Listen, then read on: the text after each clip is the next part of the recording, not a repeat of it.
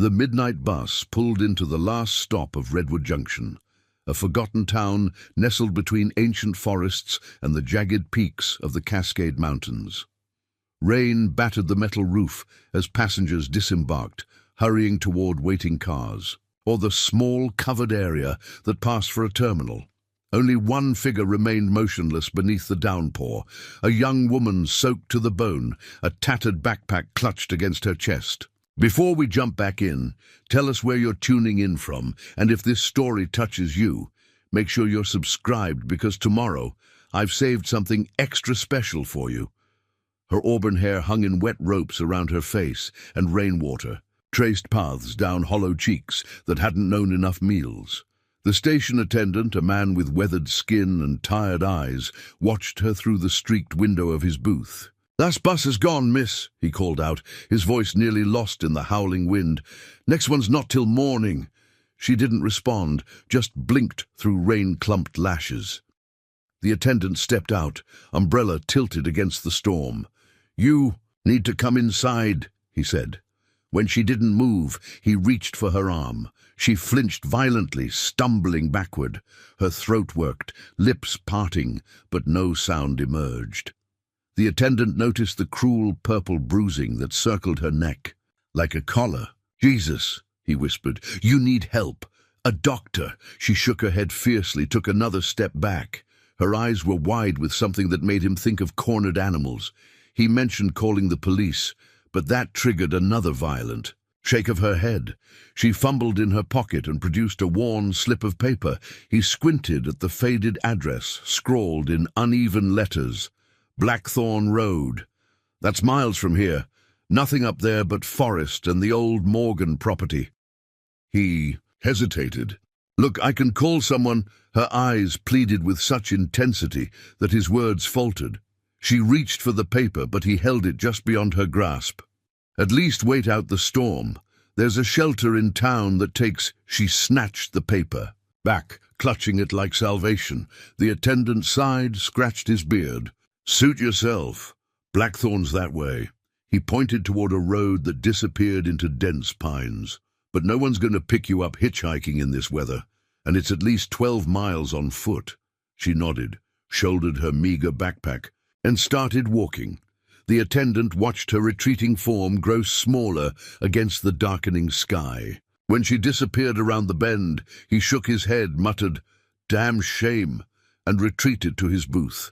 Inside, he picked up the phone, then set it down again. Not his business, never his business. The rain turned icy as dusk deepened. The woman, she hadn't given her name, hadn't made a sound, trudged along the shoulder of the winding mountain road. Passing headlights occasionally illuminated her figure, but no one stopped. In a town this small, strangers meant trouble. At the Gas and Go on the edge of town, she paused beneath the fluorescent glow of the overhang. Through the windows, she could see families purchasing snacks, travelers filling coffee cups, lives being lived with noise and purpose. Her reflection stared back at her from the glass, a ghost with rain-smeared features and haunted eyes. The bell jingled as a man stepped out, beard thick beneath a worn trucker cap. He glanced at her, then did a double take. "You lost, girl?" She didn't meet his eyes, just stepped farther back into the shadows. "Hey, I'm talking to you." When she didn't answer, his face hardened. "We don't need your kind here. Town's got enough troubles." Inside, the cashier looked up at the raised voice. She caught the woman's eye through the window and picked up the phone, lips moving as she spoke to someone on the other end. The woman turned and ran, abandoning the temporary shelter. Behind her, the bearded man called out, but his words dissolved in the wind. She ran until her lungs burned, until the lights of town fell away completely. The storm intensified, branches cracking overhead as lightning split the sky. After what felt like hours, she stumbled upon a dirt turnoff, barely visible in the darkness.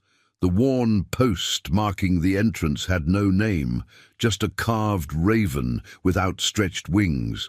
She checked the paper again, squinting to make out the crude map sketched below the address. This had to be it. The dirt path wound through towering pines, mud sucking at her shoes with every step. When lightning flashed again, she glimpsed a clearing ahead and the dark silhouette of a cabin. No lights burned in the windows. She hesitated at the edge of the tree line, heart hammering. Another crack of thunder startled her forward. 3 wooden steps led to a covered porch with a single chair. She approached the door, hand raised to knock, then froze as the distinctive sound of a gun being cocked came from behind her. "Turn around. Slow." The voice was deep, female, with an edge like broken glass. The woman obeyed, raising trembling hands to show they were empty. A tall figure emerged from the shadows at the side of the cabin, broad-shouldered, dressed in dark clothes that blended with the night. The shotgun in her hands didn't waver. "Who sent you?" the stranger demanded. The young woman fumbled for her paper, tried to show it. Rain had turned it to pulp. She discarded it, then pointed to her throat, shaking her head. "Can't speak or won't speak." She touched the bruises on her neck, then let her hand fall. The figure stepped closer. Lightning revealed a woman in her 40s, hair cut short on the sides but longer on top, streaked with premature silver. Her face was all sharp angles with a long scar that ran from temple to jawline. She wore cargo pants tucked into combat boots and a dark thermal shirt beneath, an open flannel. A silver badge glinted at her belt, partially obscured by her jacket. "This is private property." The younger woman nodded, then gestured down the mountain, a question in her eyes. "Town's that way. Shelter closes at 9. Another headshake. The silent woman pointed to where the address had been on the ruined paper, then to the cabin. The older woman's eyes narrowed. She lowered the shotgun slightly. "You're looking for Sarah?" A nod, hope flickering. "Sarah Morgan's been dead for 3 years." The hope was extinguished. The silent woman's shoulders slumped and she swayed on her feet. Exhaustion, hunger, and despair collided, buckling her knees. She sank to the wet porch boards. The older woman watched impassively. "Who are you to her?" The younger woman fumbled. In her sodden backpack, produced a water-damaged photograph in a plastic sleeve. She held it out with shaking hands. The armed woman didn't move to take it. "I don't need to see it. No one knew Sarah was here except family." Her voice hardened. "And those who hunted her." The silent woman shook her head frantically, pointing to herself, then making a rocking motion with her arms. Understanding dawned slowly in the older woman's eyes. "You're claiming to be her daughter?" A nod. "Sarah never had children." The silent woman closed her eyes, a single tear mingling with the rain on her face. She struggled to her feet, wobbling, and turned to leave. "Wait." She paused. "Show me the photo." With trembling fingers, she held it out again. The older woman approached cautiously, shotgun still ready, and took the plastic sleeve. She studied it, expression unreadable in the darkness. Without warning, she seized the younger woman's arm, yanking her into light spilling from a newly opened doorway. The cabin's interior glowed with the orange warmth of a wood stove. A large dog raised its head from a rug, ears alert. "Don't move." The older woman ordered, backing away to grab a lantern from a hook. She held it close to the silent woman's face, studying her features with laser intensity. Something shifted in her expression. Recognition, confusion, then a flash of pain so raw it transformed her face completely. "Those eyes," she whispered. "Christ!" She lowered the lantern, stepped back. "Get inside before you drown." The silent woman hesitated. "Now." She stumbled across the threshold. The interior was sparse but orderly. A main room with a wood stove, kitchen area, and small living space. 2 doors led to what she assumed were bedrooms or storage. Everything gleamed with precision. No dust, no clutter, nothing out of place. "Strip." The woman's eyes widened in fear. "Your clothes are soaked through. You'll get hypothermia." "Bathrooms." "There." The older woman pointed to a door. "Towels under the sink. I'll find something dry." Relief flooded her face. She nodded gratefully and disappeared into the bathroom. The older woman stood motionless in the center of the room, staring at the closed door. The dog padded over, nudging her hand. She absently stroked its head. "What the hell, Sarah?" she murmured to the empty room. "What didn't you tell me?" In the bathroom, the silent woman peeled off layers of wet clothing. Her body told a story of hardship, ribs visible beneath pale skin, old scars scattered across her back, fresh bruises blooming on her arms. The mirror showed a face too thin, too haunted for its 20-some years. Dark circles made her green eyes seem unnaturally large. She touched the bruising around her throat gingerly. The doctor had said her voice might return in time, that the damage wasn't permanent. But 4 months had passed, with nothing more than pained whispers that felt like swallowing fire. A knock startled her. She wrapped herself in a towel. Clothes outside the door. Preparing and narrating this story took us a lot of time, so if you are enjoying it, subscribe to our channel. It means a lot to us. Now back to the story. She cracked it open after footsteps retreated, finding a pile of clean garments. Flannel, pants, thick socks, a thermal shirt and a worn sweatshirt, all too big but dry and warm. She dressed quickly, combed fingers through tangled hair and emerged. The older woman sat at a small table, the shotgun within reach but no longer aimed. The photo lay before her alongside a glass half filled with amber liquid. "Sit," she obeyed, perching on the edge of a chair. "When was the last time you ate?" She shrugged slightly. The older woman rose without comment, moved to the kitchen area, and returned with a bowl of something steaming. Stew reheated on the wood stove. She set it down with a chunk of bread and a glass of water. "Eat." The silent woman didn't need to be told twice. She ate with the careful restraint of someone who'd known hunger intimately, not too fast, small bites, savoring each mouthful. The older woman watched her with unnerving intensity. "Sarah Morgan was my partner in every way that matters," she finally said. "Not family. We worked together, 8 years as bounty hunters. She saved my life more times than I can count." She tapped the scar on her face. "Would have been dead in Dallas if not for her." The silent woman listened, continuing to eat. "After things went south in Phoenix, she disappeared. I tracked her here 4 years ago." She took a drink. "Never mentioned a daughter, not once in all that time." The silent woman set down her spoon and reached for the backpack she'd placed. Beside her chair, she withdrew a small leather journal, water-stained but legible, and slid it across the table. "What's this supposed to be?" She pointed to the older woman, then to the journal. "For me to read?" A nod. "I don't need your life story, kid." The silent woman's face hardened with determination. She flipped the journal open to a specific page and pointed insistently to a passage. The older woman sighed, pulled the journal closer. "And read." Her expression changed, brows drawing together. "Mackenzie knows where to take you if anything happens. Trust only her. She owes me nothing, but she'll help you. She'll protect you, even from yourself." She looked up sharply. "Mackenzie Reed," the silent woman nodded, pointing to her. "That's been my name once." Reed closed the journal, studied the younger woman. "So, you're Sarah's daughter?" A complicated gesture, hand-rocking, then pointing to her heart. "Adopted? Foster?"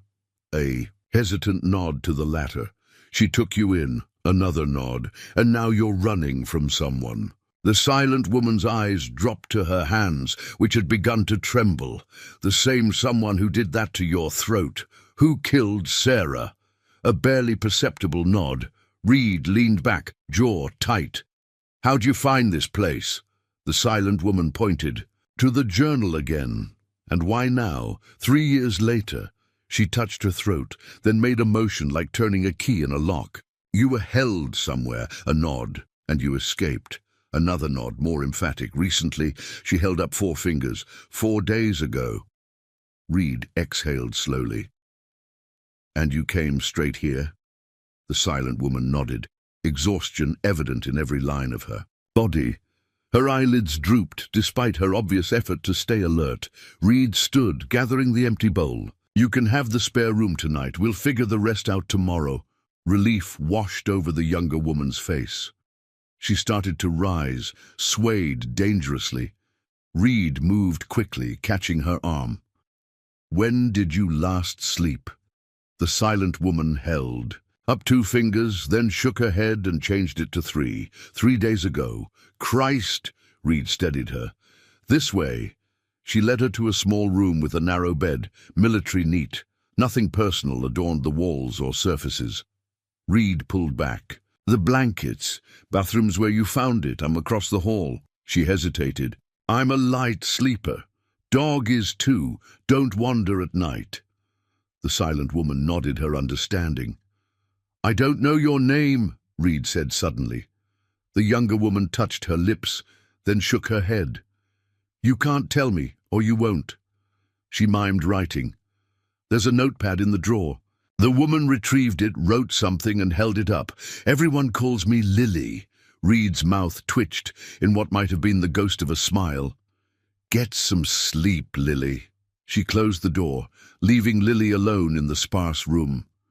Rain continued to drum against the windows, but for the first time in years, the sound didn't fill her with dread. She sank onto the bed, body aching with exhaustion but mind racing. Sarah had promised Mackenzie would help, but Sarah had been gone for 3 years. And the world had changed. Lily had changed. The woman in the next room was a stranger, carrying the weight of her own ghosts, with no obligation to shoulder Lily's as well. She touched the bruises at her throat, remembering hands tightening, the panic as air was cut off, the darkness that followed. She'd escaped, but for how long? They would be looking. They always found what belonged to them. Lily curled onto her side, pulling the blankets tight around her shoulders. For tonight at least, she was behind a locked door with a fierce woman and a watchful dog standing between her and the hunting world. For tonight, she could breathe. Her fingers found the golden locket hidden beneath her borrowed clothes, the one thing she had refused to remove even when soaked to the bone, the one connection to a past that seemed more dream than memory. Now, she clutched it tightly as sleep finally claimed her. Outside her window, headlights briefly illuminated the trees at the far edge of the clearing before disappearing around the curve. Inside the main room, Mackenzie Reed saw them too. She checked. Her shotgun whistled softly to the dog and settled into a chair facing the door. It would be a long night. Morning arrived with reluctant grey light filtering through pine branches. Lily woke disoriented, heart racing until she recognized her surroundings. The spare room, the cabin, safety, at least temporary. She dressed quickly in yesterday's borrowed clothes, folding the blankets with precision before venturing into the main room. It was empty, though embers still glowed in the wood stove. A clock on the wall read 6:37 a.m. The dog appeared from nowhere, a large German shepherd with intelligent eyes and a greying muzzle. It approached cautiously, sniffing her hand before allowing a tentative pat. A tag on its collar read, "Hunter." "He doesn't usually warm up that quick." Lily startled. Reed stood in the doorway, a rifle slung across her back and what looked like fresh game in her hand. She'd been so silent that even the dog hadn't reacted to her presence. "Breakfast," Reed explained, hanging the rabbits on a hook near the sink. She shed her jacket, revealing muscular arms mapped with scars both old and new. "Coffee's there if you want it." Lily nodded gratefully, moving toward the steaming pot on the counter. Reed watched her with calculating eyes. "How'd you sleep?" Lily made a so-so gesture with her hand. "Bad dreams," a slight nod. "They'll fade, eventually." Reed began efficiently dressing the rabbits. "You always been mute?" Lily shook her head, pointing to her bruised throat. "Recent, then. They tried to strangle you." Another nod. Lily sipped her coffee, the warm liquid soothing against her damaged throat. Vocal cords damaged or crushed larynx. Lily held up one finger for the first option. Doctor said temporary or permanent. She rocked her hand side to side. So they don't know. Reed wiped her knife on a cloth. You got a notepad? The one from last night? Lily retrieved it from the bedroom along with a pen. Write down who I'm dealing with. Lily hesitated, pen hovering above paper. Can't help you if I don't know what's... And coming, Reed said flatly. Slowly, Lily wrote a single word. Covenant. Reed's knife stilled. Her face transformed, something cold and dangerous, replacing the stoic mask. The Shepherd's Covenant. Lily nodded, shoulders tensing. Religious cult with paramilitary training, Reed said quietly. Self-sufficient compound. Stockpiled weapons, strict hierarchy with total control over members, especially women and children. Lily looked up, surprised at Reed's detailed knowledge. Law. Enforcement knows about them, but they're careful. Keep everything just legal enough to avoid serious investigation. Reed studied her. How long were you with them? 6 years, Lily wrote. Then below, Sarah rescued me when I was 16, and they found you 3 years ago. It wasn't a question, but Lily nodded. Her hand shook as she added, they killed her. Took me back to the compound. How'd you escape? Infirmary. Guard fell asleep. Reed nodded once, returning to preparing breakfast with mechanical efficiency. How did Sarah find you? Foster system, Portland. She worked with troubled teens. What? Was your connection to the Covenant before that? Lily's pen stilled. She stared at the paper, then wrote, My father was one of the founders. Reed's eyebrows rose slightly, the only indication of surprise. You were born into it, a nod, but Sarah got you out. She recognized the signs, helped me run. And they hunted you for that. Lily wrote quickly. They hunt all who leave, women especially. Property. A property! Reed repeated, the word like ice in her mouth. Reed was quiet for several minutes, methodically finishing breakfast preparations. She placed 2 plates on the table, gesturing for Lily to sit. They'll track you here. Lily's eyes darted. And to the window. Noticed a car last night, Reed said. Back road. Not close enough to see the cabin, but they're searching. Fear flashed in Lily's eyes. She wrote, I'll leave after breakfast. And go where? Lily had no answer. Reed cut into the rabbit movements precise. Sarah was sure they'd come for her eventually. Made contingency plans. She glanced up. She ever mention Wyoming to you? Lily shook her head. Safe house there. Remote. Well supplied. Reed took a deliberate bite. 3 days drive taking back. Roads. Relief bloomed on Lily's face before uncertainty replaced it. She wrote, Why help? Reed's jaw tightened. I told you, Sarah saved my life more than once. Lily studied her face, sensing a history as painful as her own. They're dangerous. So am I. No boast, just fact. Lily believed her. We'll leave at dusk. Reed continued, less visible. Need supplies first. She stood gathering the plates. I know what to look for. You stay here while I go into town. Lily nodded her understanding. Reed moved to a cabinet, unlocked it, and removed a handgun. She placed it on the table in front of Lily. Know how to use this? A hesitant nod. Sarah, teach you? Lily wrote, My father did, before I understood what he was. Reed's mouth thinned. Keep it close. Anyone who isn't me, use it. She checked her watch. I'll be back by noon. Hunter stays with you. As if understanding, the dog moved to Lily's side, alert. Don't make noise. Don't go outside. Don't turn on the lights. Reed strapped on a shoulder holster, concealing it beneath her flannel and jacket. If I'm not back by 2, there's an emergency pack under the floorboards. In your room. Northeast path leads to a hunting cabin 8 miles up. Keys taped under the woodpile. Lily nodded, absorbing the instructions.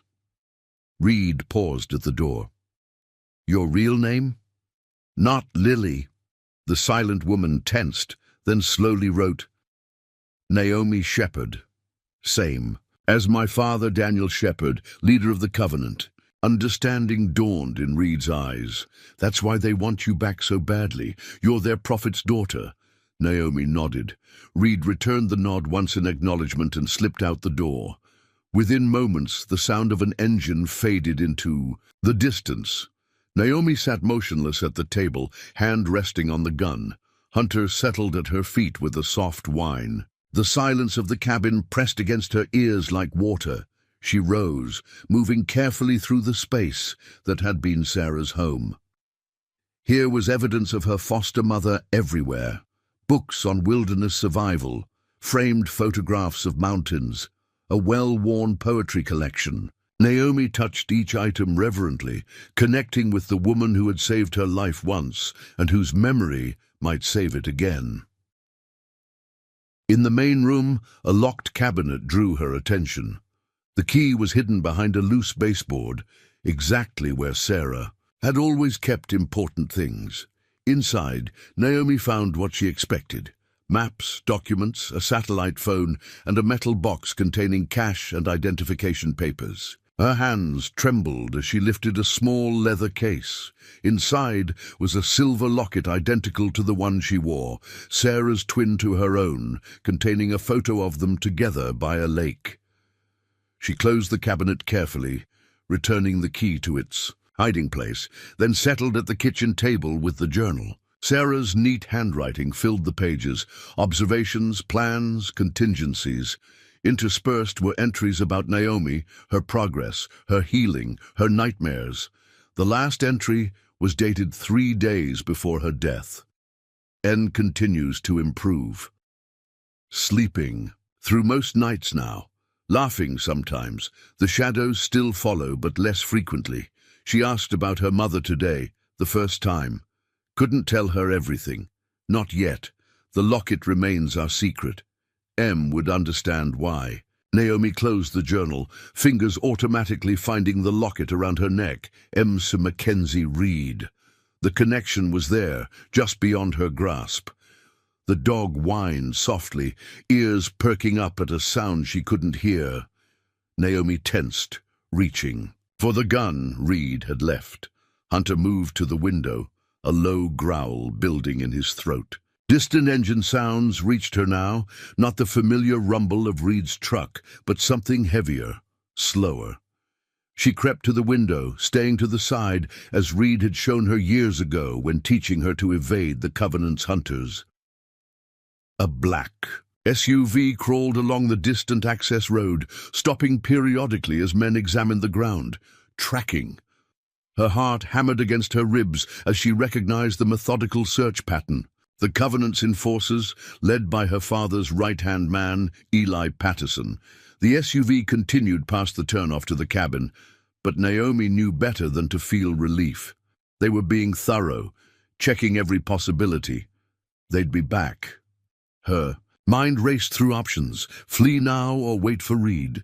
The former meant abandoning the only ally she had. The latter risked trapping them both.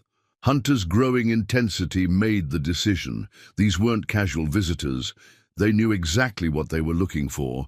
She gathered essentials quickly: water, food, first aid supplies, ammunition, stuffing, and them into her still damp backpack. She scribbled a note for Reed, explaining what she'd seen and where she was heading. Northeast to the hunting cabin Reed had mentioned. She was halfway to the door when a sharp crack split the air. Hunter dropped into a defensive crouch, hackles raised.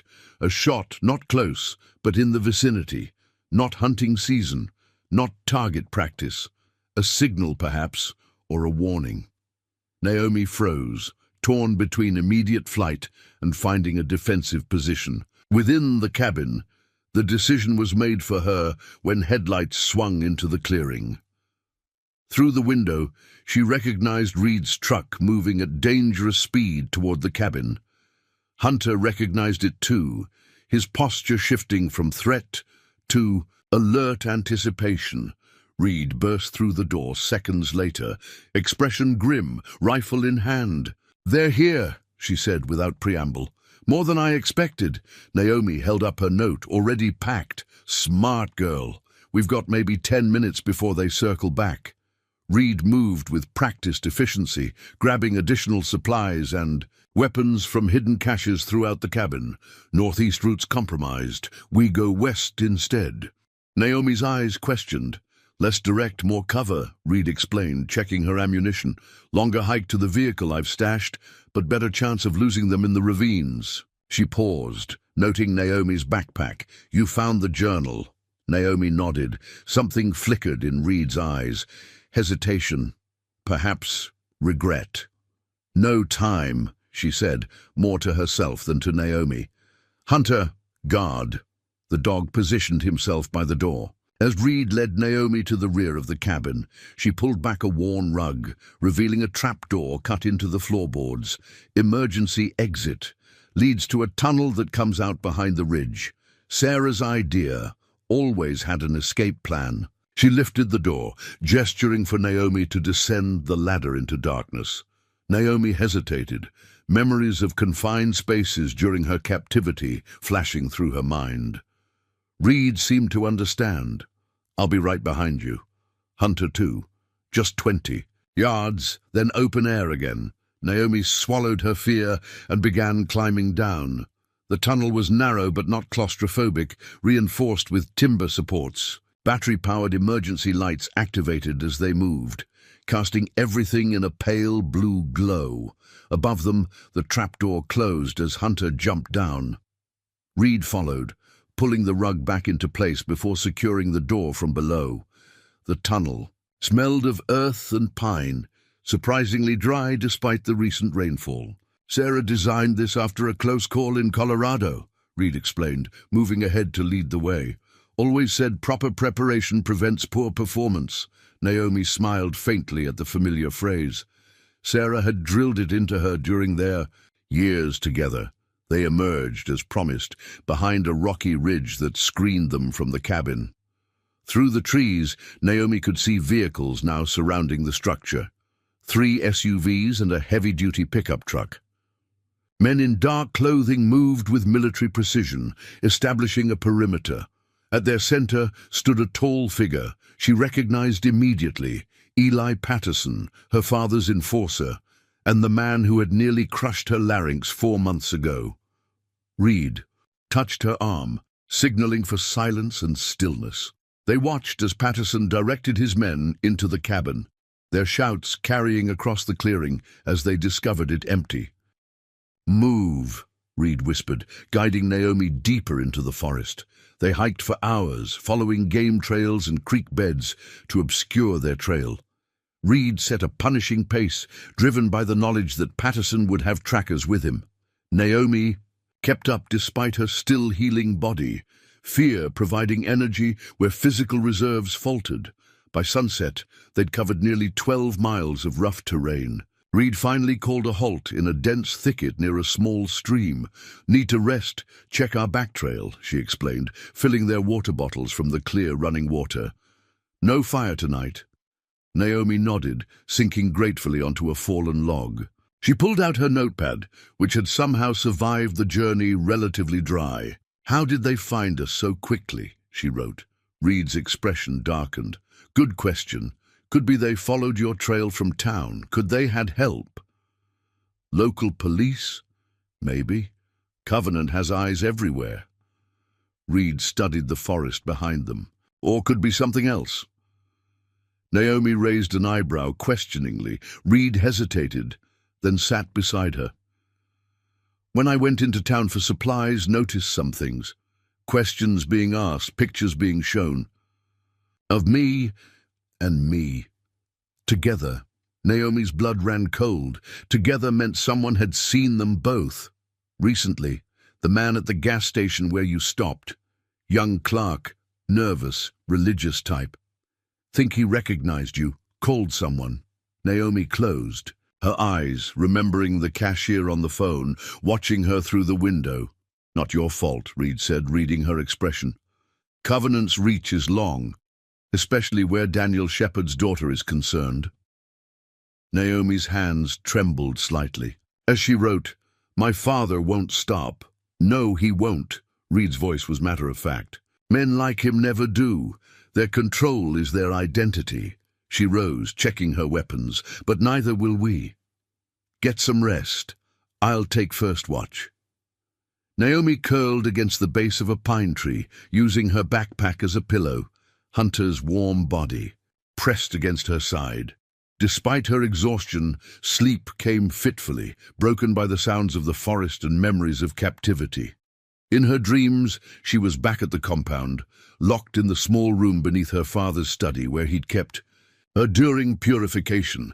His voice droned overhead, preaching about obedience and a daughter's duty to honor her father's will. The locket burned against her skin, a secret sin she'd hidden even as everything else was stripped away. She woke with a start, to find Reed watching her, expression unreadable in the pre-dawn light. "Bad?" the older woman asked simply. Naomi nodded. "Compound?" Another nod. Reed offered a canteen. "Water helps." Naomi drank gratefully, the cool liquid washing away the phantom taste of the herbs they'd forced down her throat during cleansing rituals. She pulled out her notepad. "You know a lot about the Covenant." Reed studied her for a long moment before answering. "I've hunted a lot of people over the years. Fugitives, bail jumpers, missing persons," she said slowly. "Started noticing a pattern. People who disappeared into places like your father's compound. People who needed getting out. Started collecting information, making contacts. Sarah helped." Naomi sensed there was more to the story. She waited. Reed's face hardened. "And I lost someone to them. Years ago." She didn't elaborate, and Naomi didn't press. The silence stretched between them, not uncomfortable but weighted with shared understanding. Both had seen the darkness at the heart of Daniel Shepard's vision. Both carried scars from it. Hunter suddenly raised his head, ears alert. Reed was on her feet instantly, motioning for Naomi to remain still. The dog's posture wasn't alarmed, just attentive, as if hearing something familiar. A bird call sounded from the ridge above them. 3 notes, pause, 2 notes. Reed relaxed marginally, returning the signal with a similar pattern. Moments later, a figure emerged from the trees. A woman in her 50s with silver-streaked hair, pulled back in a practical braid, dressed in hunting gear that blended with the forest. She moved with the quiet confidence of someone at home in the wilderness. "Cutting it close, Mac," the woman said by way of greeting. "Patterson's men have a perimeter established on the eastern ridge." "Teresa," Reed acknowledged. "Wasn't sure you'd get my message." "Nearly didn't. They're monitoring radio traffic." The woman, Teresa, glanced at Naomi. "This her?" Reed nodded. "Naomi, this is Teresa Blackwood, Forest Service retired, friend of Sarah's." Teresa's eyes softened slightly. "Sarah talked about you. Said you were a fighter." Naomi managed a slight smile, nodding in greeting. "Vehicles where you left it," Teresa continued to read. "Fueled up, stocked with the basics, added a few extras, satellite phone, medical kit. Roads west are clear for now, but they've got checkpoints on 12 and 34. Alternative routes, logging roads through the national forest, rough going but passable." Teresa handed Reed a battered map with routes marked in red. "Takes you to Jackson, the long way around. Friend of mine has a hunting lodge there, off-grid, secure. He'll be expecting you." Reed studied the map. "Timeline? 2 days if you push it. 3 to be safe. Patterson's resources? 6 vehicles, about 15 men, military trained, heavily armed." Teresa's expression was grim. "They're not being subtle anymore, claiming to be private security conducting a retrieval operation." Reed's eyebrow rose. "And the locals are buying that." "Some are. Others are asking questions. Sheriff's out of town conveniently, but his deputy is pushing back." Teresa glanced at Naomi. "They're saying she's mentally unstable, dangerous, killed a man during her escape." Naomi's eyes widened in shock. She shook her head vehemently. "Figured as much," Teresa said. "Classic cult tactic, discredit the escapee, make anyone helping them an accessory." She handed Reed a small package. "Burner phones, 1 for each of you. My number's programmed in. Use them sparingly. Emergency only." Reed nodded her thanks. What about the cabin? Gone, Teresa said flatly. They torched it after they finished. Searching. Creating a crime scene, I'd guess. Evidence of a struggle, maybe a body. Reed's jaw tightened.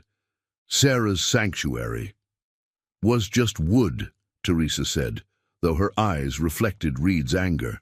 Memories in here. She tapped her temple. Now. Go. I'll create some confusion, lead them south for a while. Reed clasped the older woman's hand. Be careful. Always am. Teresa looked at Naomi. Sarah saw something in you worth dying for. Don't waste that. With that, she melted back into the forest, leaving Naomi with the weight of her words and renewed determination. Reed checked her watch. Vehicles about 4 miles west. Need to move.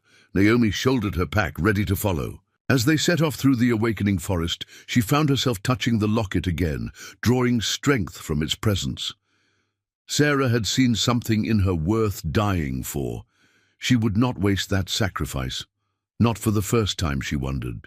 About the identical locket Reed had found in Sarah's cabinet. There was a connection there, a story she didn't yet understand. But for now, survival took precedence over answers. The vehicle Teresa had prepared was a weathered Jeep Wrangler, its faded green paint and mud-splattered exterior perfect for blending into the rural landscape. Reed checked it thoroughly before allowing Naomi to enter, examining the undercarriage and engine compartment with practiced caution. Clear, she announced, helping Hunter into the back before sliding behind the wheel. Change of clothes in the duffel. There's a baseball cap. Use it. Keep your head down at any hint of trouble. Naomi nodded, quickly exchanging her borrowed clothes for jeans, a flannel shirt, and a dark windbreaker that better fit her slender frame. The cap came down low over her eyes, her auburn hair tucked carefully beneath it. When she finished, Reed handed her a small case, colored contacts, green to brown, small change, but it helps. Naomi hesitated, then inserted them carefully using the Jeep's mirror. The face that looked back at her seemed suddenly foreign, a stranger with dark eyes and no voice. Perhaps that was safer. Perhaps that woman could escape what Naomi Shepherd could not. Reed drove with the careful precision of someone accustomed to evasion, taking unmarked logging roads that twisted through the dense forest. The Jeep handled the rough terrain admirably, climbing steep grades and fording shallow streams with minimal difficulty. Hunter lay vigilant in the back, occasionally raising his head to scent the air when they stopped to check their position. Around midday, they emerged from the forest onto a narrow county highway. Reed's posture tensed as she scanned for threats, but the road stretched empty in both directions. Still, she kept their speed moderate, fast enough to make progress, slow enough to avoid attention. Need to stop for fuel in about 30 miles. She said, breaking the hours-long silence. Small place called Riverdale. Not much more than a general store and gas pump. Should be safe, but stay in the vehicle. Naomi pulled out her notepad. Patterson won't give up. No.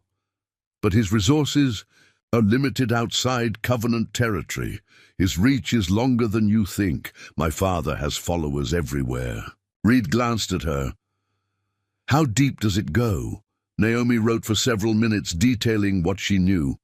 The Covenant operated as a religious community publicly, but its true structure was more complex. Daniel Shepherd had cultivated connections in law enforcement, local government, and business across several states. Some were true believers, others were paid or blackmailed. How many in the compound? Reed asked after reading. Around 200, Naomi wrote. Core group of 50 fighters, former military, private security, some ex-law enforcement. Reed nodded, absorbing the information with the neutral expression of someone cataloguing threats. Weapons, stockpiles, hidden in underground storage, enough for a small army. Why hasn't the government shut them down? Naomi's pen hesitated, then continued. My father is careful. Keeps everything looking legitimate. Religious freedom protections. Plus political connections in the state capital. Reed's hand tightened on the steering wheel, the only indication of her anger. Always the way. Power protects power. They drove in silence for several miles, the forest giving way to scattered farmland. Naomi watched the passing landscape, struck by how normal everything appeared. Houses with smoking chimneys, children playing in yards, everyday life continuing while her world remained in chaos. "You survived 3 years there," Reed said suddenly, "after Sarah's death." Naomi nodded. "How?" She considered the question, then wrote, "Pretended to break. Showed submission. Watched. Waited." "Smart," Reed approved. "Survival sometimes looks like surrender." The words echoed Sarah's teaching so precisely that Naomi stared at Reed with new curiosity. The connection between these two women went deeper than professional partnership. There was something Reed wasn't telling her, something about Sarah, about the matching lockets, about why a hardened bounty hunter would risk everything for a stranger. Before she could formulate the question, Reed tensed, eyes focused on the rearview mirror, black SUV, 2 miles back, following our turns. Naomi twisted in her seat, spotting the vehicle through the rear window. Even at this distance, its deliberate pace and tinted windows triggered alarm bells. "Could be coincidence," Reed murmured, though her tone suggested she believed otherwise. "Let's find out." She took the next turn-off, a narrow gravel road that led toward what appeared to be an abandoned mine. The SUV followed. Reed accelerated slightly, dust billowing behind them as they wound deeper into increasingly desolate territory. Definitely not a coincidence. Reed's voice remained calm, despite the circumstance. "Hunter down." The dog flattened himself on the floor of the back seat as Reed made a sharp turn onto an even smaller track, barely visible among the scrub. She killed the engine, coasting to a stop behind a cluster of boulders. "Out, now. Bring your pack." Naomi obeyed without hesitation, following Reed and Hunter into a depression between the rocks. They'd barely concealed themselves when the SUV rumbled past their hiding spot, continuing down the mine road. Reed counted under her breath, eyes narrowed. In concentration, they'll realize their mistake in about 30 seconds. "When they come back, we need to be elsewhere." She pointed to a ridge about half a mile away. "That's our extraction point." Extraction, military terminology. More pieces of the Reed puzzle clicked into place, but this wasn't the time for questions. They moved quickly across the open ground, keeping low and using what little cover the scrubby vegetation provided. Hunter ranged ahead, his training evident in how he maintained position without needing commands. They were halfway to the ridge. When the SUV's engine sound changed pitch, they discovered the empty road. Reed increased their pace, guiding Naomi toward a dry creek bed that offered better concealment.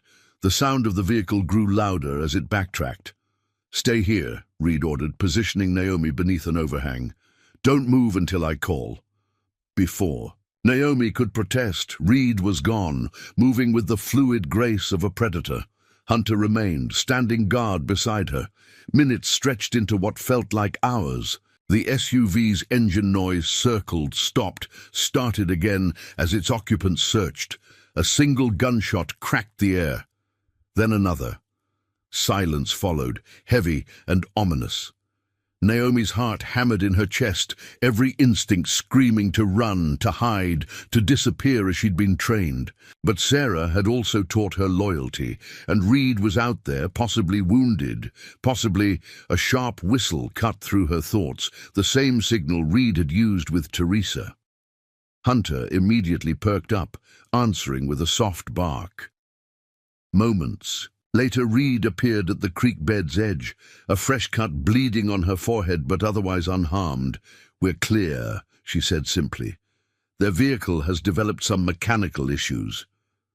The flat way she said it told Naomi all she needed to know. Reed had disabled the SUV, potentially neutralizing its occupants in the process. Hunter checked the area once more, then led the way as they continued to the ridge. A battered pickup truck waited on the other side, partially concealed by pine branches. Reed brushed the camouflage aside, checking under the vehicle before opening. The driver's door. "Teresa thinks of everything," she muttered, finding keys beneath the seat. They transferred their minimal gear from the backpacks to the truck bed, Hunter jumping in without prompting.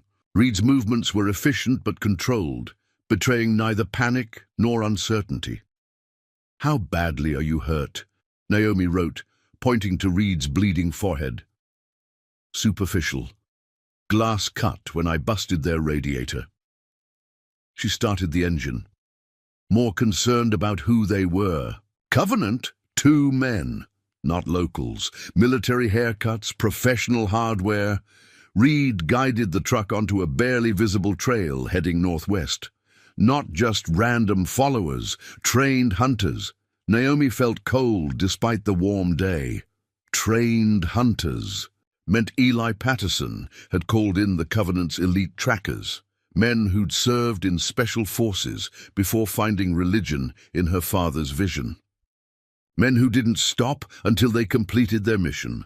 "We need to change our route," Reed continued. "They'll have reported our position. Others will be converging." She checked a map spread on the seat between them, finger tracing alternative paths. Going to add a day, maybe 2, but safer. Naomi nodded her agreement, then wrote a question that had been troubling her. "How did they find us again so quickly?" Reed's expression darkened. "Been wondering the same thing. Trail from the cabin couldn't have led them here this fast," someone told them. Maybe. Reed tapped the steering wheel thoughtfully. "Or something." She reached over suddenly, gesturing for Naomi to lean closer. Carefully, she ran her fingers through Naomi's hair, along her collar, down her arms. When she reached the locket around Naomi's neck, she paused. "May I?" Naomi hesitated, then nodded. The locket was her most precious possession, the one thing she'd managed to keep hidden during her captivity. Reed handled it carefully, examining the delicate gold surface without opening it. "Clean," she said finally. "But let's check everything else." She pulled the truck over and conducted a thorough search of their persons and equipment. When she reached Naomi's boots, the ones she'd been wearing since her escape, she found what she was looking for. Embedded in the thick rubber heel was a device no larger than a dime. "Tracker," Reed said grimly, holding it up. "Military grade, long battery life, strong signal." Naomi stared at it in horror, then frantically wrote on her pad. "They knew I would. Run eventually. Must have put it in when I was unconscious." Reed nodded, her face hard with anger. "They never intended to lose you." Without further comment, she attached the tracker to a passing logging truck, sending Patterson's men on a false trail. Then she methodically checked every item they carried, finding no additional devices. "We need to change everything," she decided. "Clothes, vehicle, route. Teresa's place isn't far. We'll regroup there." Teresa Blackwood's place turned out to be a well-maintained cabin in a remote valley, accessible only by a winding road that doubled back on itself multiple times. The former Forest Service ranger greeted them with a shotgun in one hand and a medical kit in the other, clearly expecting trouble. "You look like hell, Mac," she observed, ushering them inside and securing multiple locks behind them. "Both of you." The cabin's interior was rustic but comfortable, its walls lined with books and maps. A ham radio setup occupied one corner, alongside modern communications equipment that seemed at odds with the otherwise traditional space. "Patterson's men?" Teresa asked, efficiently cleaning Reed's head wound. "Found us. Lost them. For now." Reed winced as antiseptic touched the cut. "They planted a tracker on Naomi." Teresa's expression hardened. "Bastards, always one step ahead." "Not anymore," Reed promised. "But we need to change our plan. Wyoming's too obvious now." Teresa nodded, her mind clearly working through alternatives. "I've got some ideas. First, let's get you both cleaned up, fed, and properly outfitted." She led Naomi to a small bathroom where warm water and fresh towels waited. The simple luxury, of a hot shower almost undid Naomi's careful composure. She leaned against the tile wall, letting water sluice away days of grime and fear, wishing it could wash away memories as easily. When she emerged, Teresa had laid out new clothes, practical, outdoor wear that fit better than anything Naomi had worn since her escape. There was even a new pair of boots, sturdy but lighter than her previous ones. In the main room, she found Reed poring over maps with Teresa, their heads bent close in discussion. Hunter lay at Reed's feet, apparently unbothered by his own run. Through what looked like half the territory's mud. "Idaho's too hot," Teresa was saying. "Every lawman within 200 miles has her description by now. Wyoming's watched. I'd suggest Montana, but too close to the Covenant's allies," Reed finished. "We need somewhere unexpected, somewhere Patterson wouldn't think to look." Teresa's finger traced a route south. "New Mexico. I have contacts. In the Navajo Nation. Sovereign land, different jurisdiction. Your father's reach doesn't extend there," she added, glancing at Naomi. The plan made sense. The Covenant held strong prejudices against indigenous peoples. Her father often preached about misguided souls worshipping false spirits. He would never imagine his daughter seeking shelter among those he considered beneath contempt. Naomi nodded her approval, but her attention had been caught by something else, a framed photograph on Teresa's bookshelf. 3 women in hiking gear stood arm in arm on a mountain summit. A much younger Teresa on the left, Sarah in the middle, and on the right a woman with Mackenzie Reed's sharp features, though without the scar and with longer hair. Reed followed, her gaze, expression shuddering. "Long time ago." Teresa glanced between them, something like sympathy in her weathered face. "Truth has a way of finding daylight, Mac. Might be time." Reed's jaw tightened. "Focus on what matters. Getting Naomi safe." Naomi pulled out her notepad, writing quickly. "The Lockets. Sarah's journal mentioned M. It's you, isn't it? There's more to this story." The 2 older women exchanged looks. Teresa sighed, turning to Reed. "She deserves to know. Sarah would want her to know." Reed stood abruptly. Sarah had a lot of ideas about what people should know, didn't always make her right. She stalked to the window, staring out at the gathering dusk. Her posture radiated tension, old wounds clearly reopened by Naomi's question. Teresa shook her head slightly, a silent message to let it rest for now. Instead, she spread a detailed map of the southwestern states across the table. "New Mexico's a 3-day journey following back roads. My contact there, Joseph Begay, can provide sanctuary while you figure out next steps. His family runs a trading post in the Canyonlands, remote, defensible, and they owe me more than a few favors." Naomi tried to focus on the route Teresa traced, but her mind kept returning to the photograph, to the matching lockets, to Reed's. Obvious avoidance. There was a missing piece here, a connection that might explain why Sarah had been so certain Reed would protect her, why a hardened bounty hunter risked everything for a stranger. As they finalized their plans, Reed remained. Distant, contributing necessary information, but avoiding Naomi's gaze. The easy rapport they'd developed over the past days had fractured, replaced by a wariness that felt like yet another loss. They would leave at first light, Teresa driving them to a pre-arranged meeting point where they'd switch to yet another vehicle for the journey south. The plan was solid, their precautions thorough, but as Naomi settled into the small guest room Teresa provided, sleep eluded her. The locket seemed heavier around her neck, its secrets more pressing. Sarah had never explained its significance, only that it was precious and must remain hidden from the Covenant at all costs. Now, Reed's reaction suggested the jewelry held more meaning than mere sentiment. A soft knock interrupted her thoughts. Reed stood in the doorway, her face partially shadowed in the dim hallway light. "Hunter does a perimeter check every 2 hours," she said, voice carefully neutral. Don't be alarmed if you hear him moving around. Naomi nodded her understanding. Reed started to turn away, then paused. The locket, it was Sarah's gift to you? Naomi nodded again, then reached for her notepad.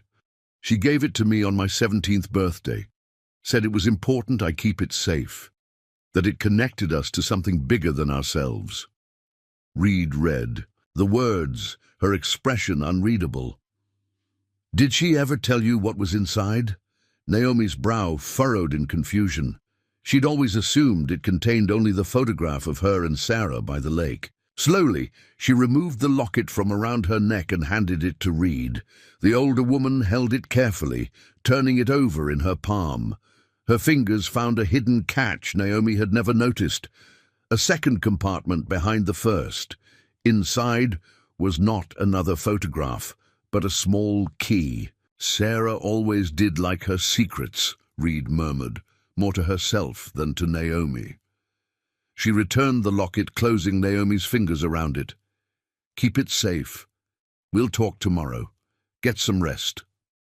She left Naomi staring at the locket in amazement, wondering what other secrets Sarah Morgan had kept, and why Mackenzie Reed seemed both drawn to and repelled by their discovery. Outside, an owl called in the darkness. Hunter answered with a soft whine from his position on the cabin's porch. Somewhere beyond the valley's edge, Naomi knew, Patterson's men continued their search, driven by her father's implacable will. But for tonight, at least, she was beyond their reach. Tomorrow would bring new dangers, new revelations. Tonight, she had sanctuary, however temporary, and a key to a mystery she was only beginning to understand. Dawn brought a flurry of activity as they prepared to depart.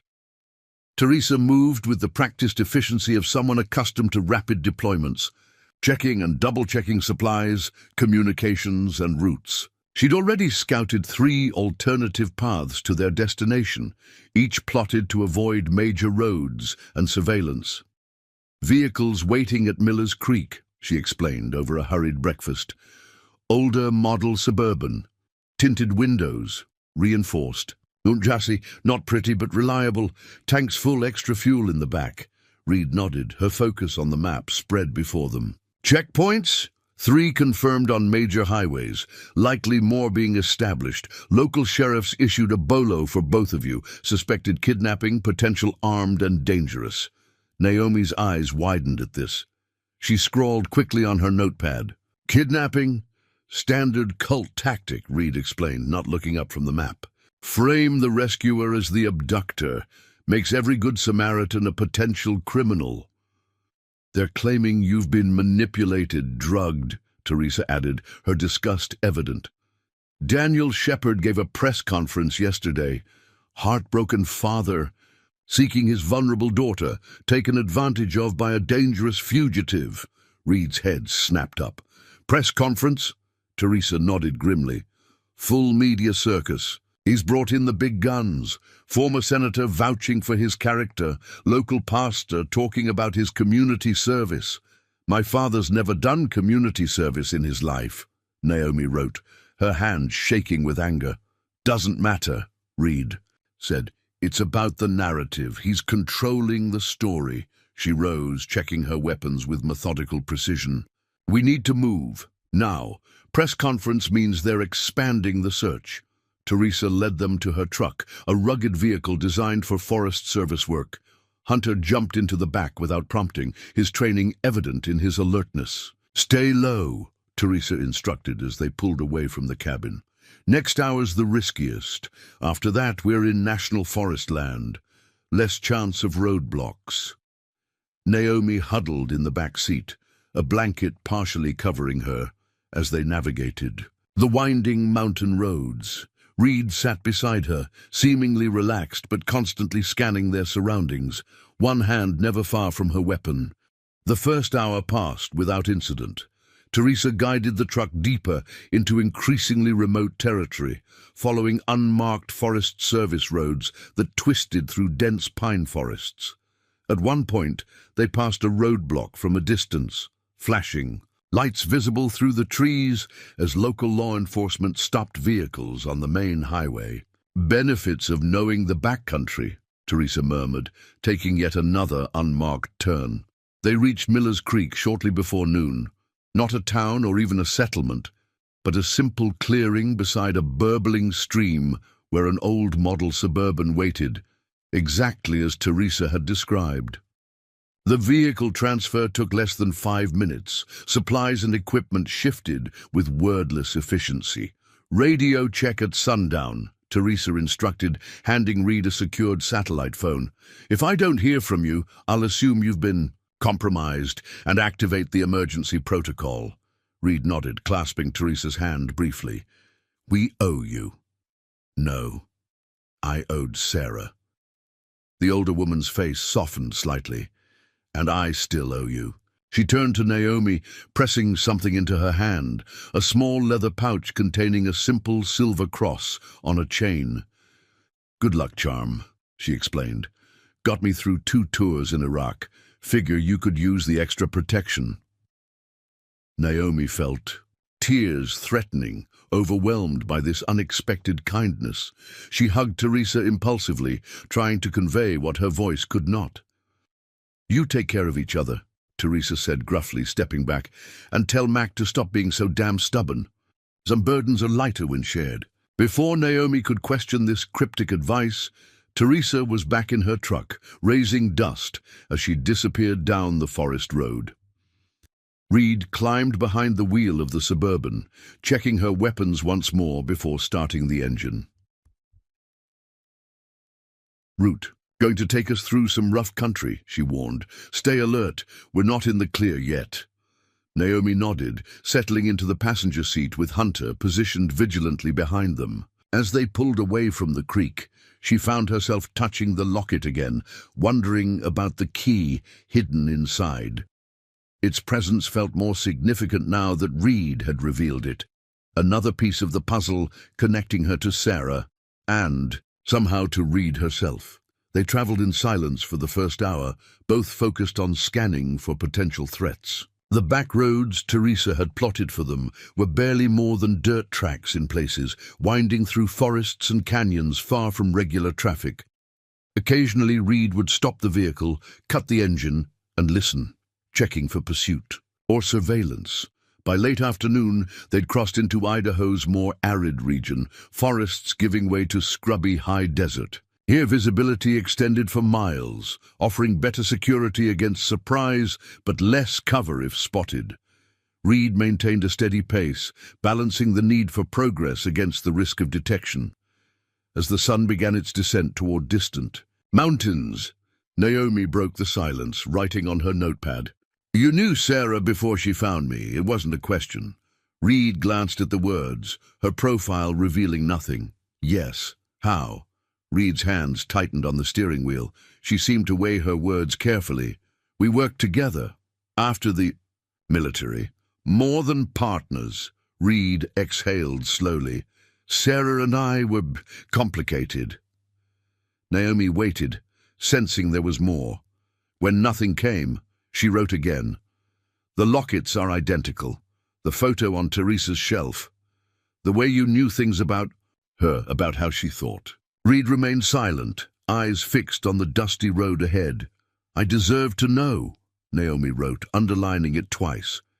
She was my family. The words hung between them as the miles stretched.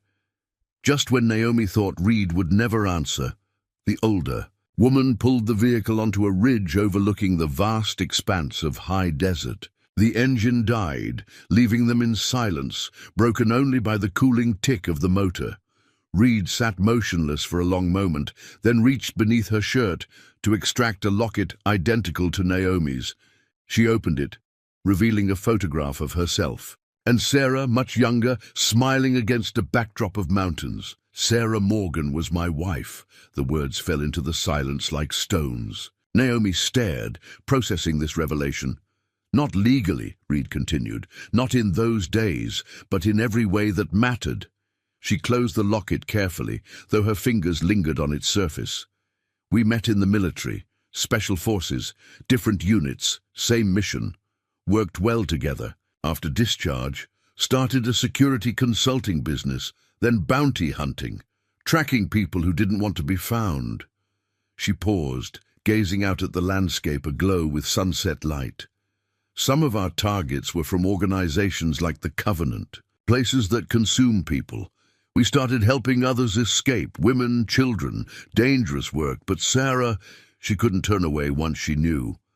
Naomi wrote slowly, trying to process this new information. Why didn't she tell me? Reed's smile was sad. Sarah compartmentalized, kept her worlds separate, thought it protected everyone, me from her work with the escapees, them from my methods. She fell silent again, lost in memory. Naomi waited, understanding that some recollections required space to emerge. 3 years ago, she called, Reed finally continued.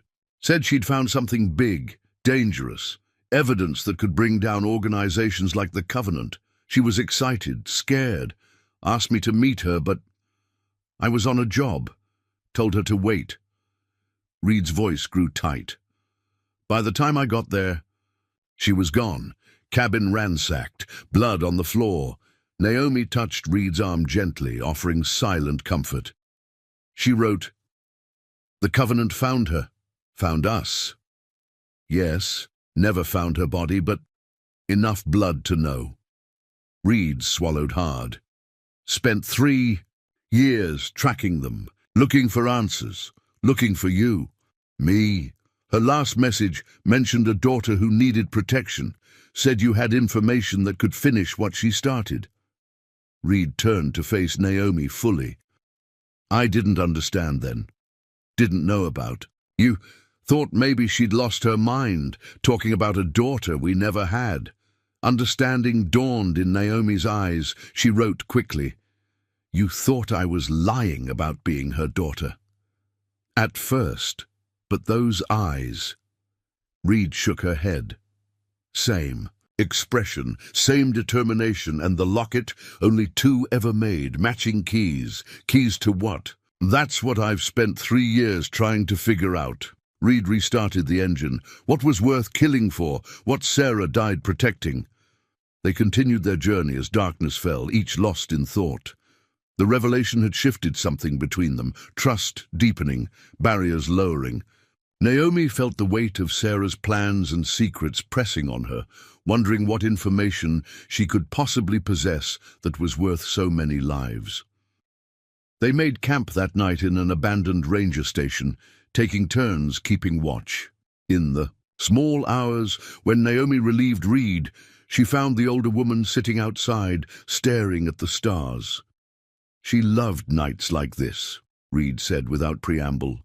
Clear skies, said it reminded her how small our problems really were. Naomi sat beside her, notepad ready. She saved me, she wrote, not just from the Covenant, from myself, taught me to believe I deserved better. Reed nodded. She had that gift, seeing the best in people, even when they couldn't see it themselves. They sat in companionable silence, the vastness of the night sky, a fitting backdrop for their shared grief and determination. The key in the locket, Naomi wrote eventually. What does it open? Safety deposit box, maybe. Secure storage, or something less literal.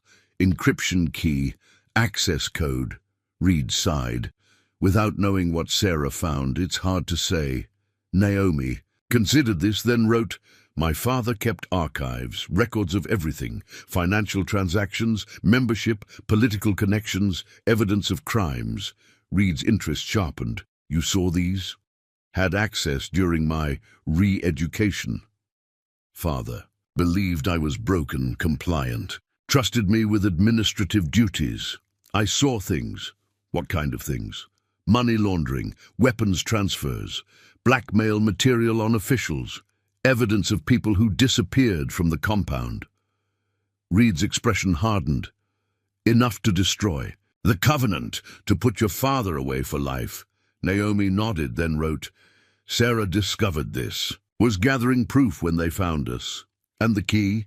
could access encrypted files, Father's personal server.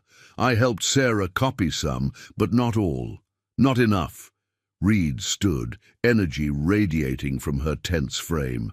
Where would she have kept this? Information. Naomi shrugged, uncertain. Then an idea struck her. She wrote rapidly, "The Locket's identical, twin keys." Understanding dawned in Reed's eyes. Two-factor authentication. Neither key works alone, but together they unlock everything. Naomi finished writing. The realization settled between them. They each held half of what was needed, Sarah's final safeguard, ensuring her mission could only be completed by the two people she trusted most. "We need to get to New Mexico," Reed said decisively. "Teresa's contact can help us access secure communications. From there, we can activate whatever Sarah set up." They broke camp at first light, pushing harder now that their purpose had been clarified. The Suburban ate up miles of back roads as they crossed from Idaho into Utah, skirting population centers and maintaining a vigilant watch for pursuers. By mid-afternoon, they'd reached the southern Utah desert, red rock formations rising around them like ancient sentinels. The landscape felt alien, primordial, a fitting backdrop for their mission to dismantle a corrupt empire. Reed pulled the vehicle into a hidden canyon as the day's heat peaked, seeking shelter and a moment to regroup.